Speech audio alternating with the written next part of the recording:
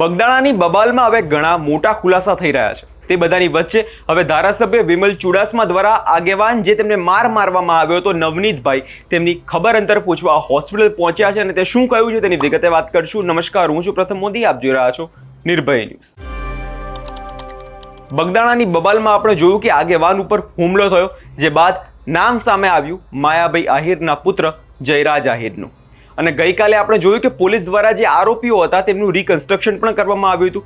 અને આ બધાની વચ્ચે હવે ધારાસભ્ય વિમલ ચુડાસમા તે નવનીતભાઈની ખબર અંતર પૂછવા હોસ્પિટલ પહોંચ્યા છે અને ત્યાં જઈને તેમણે શું કહ્યું છે તે સાંભળીને નજર કરીએ દ્રશ્યો પર।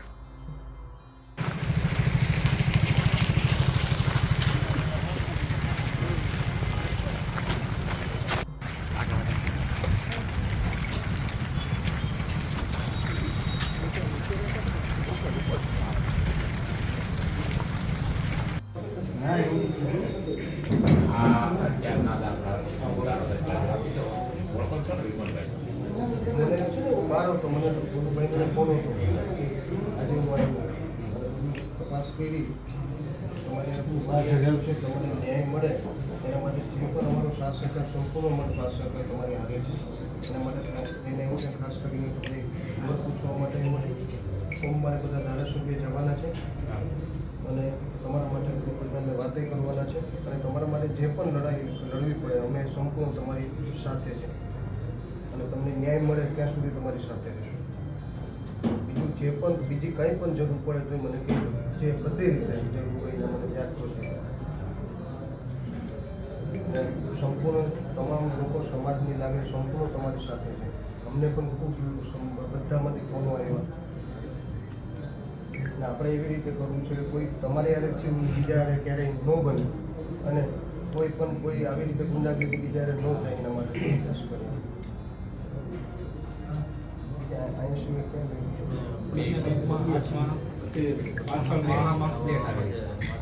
હાથમાં સરીઓ નાખેલો છે, અંગૂઠામાં ક્લિપ આવેલી છે।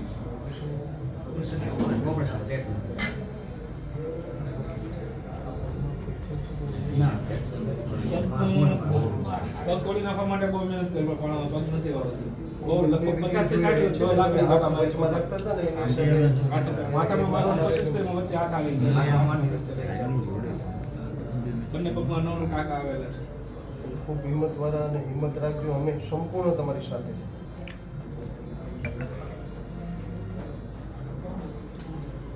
બીજું કે ભાઈ તમારે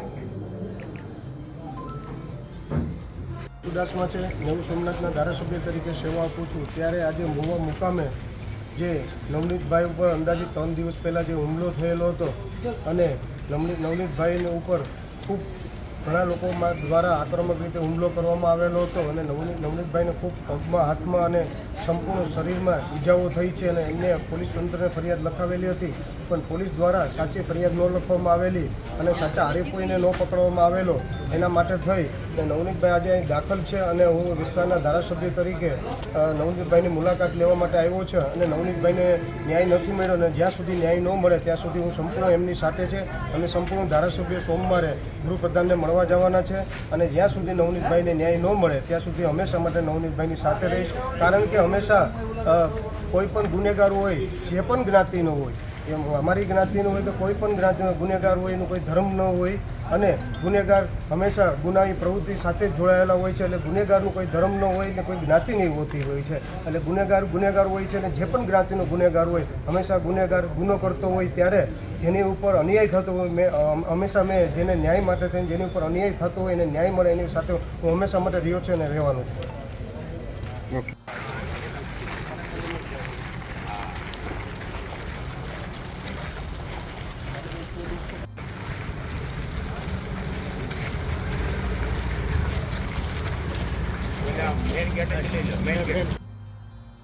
વિમલ ચુડાસમાનું કહેવું છે કે પોલીસની કાર્યવાહી યોગ્ય રીતે કરવામાં આવી નથી અને જે સાચા આરોપી છે તેમને પકડવામાં આવ્યા નથી અને જ્યાં સુધી નવનીતભાઈને ન્યાય નહીં મળે ત્યાં સુધી આ લડત ચાલુ રહેશે। આપણે અગાઉ પણ જોયું કે હીરા સોલંકી અને અન્ય નેતાઓ દ્વારા સ્પષ્ટ કહેવામાં આવ્યું છે કે સોમવારે બધા ભેગા થઈને ગૃહમંત્રીને આ વાતની રજૂઆત કરવા પહોંચવાના છે અને યોગ્ય કાર્યવાહી થાય તે માટે માંગ કરવાના છે. હવે જોવાનું રહ્યું કે આગળ પ્રકારે કેવી કાર્યવાહી થાય છે અને શું પોલીસ દ્વારા કોઈ નિવેદન આપવામાં આવે છે કે નહીં. આ વિષયને લઈને તમારો શું અભિપ્રાય છે તે કમેન્ટ કરી જરૂર જણાવજો અને અમારી ચેનલ નિર્ભય ન્યૂઝને લાઇક, શેર અને સબસ્ક્રાઇબ કરવાનું ભૂલશો નહીં.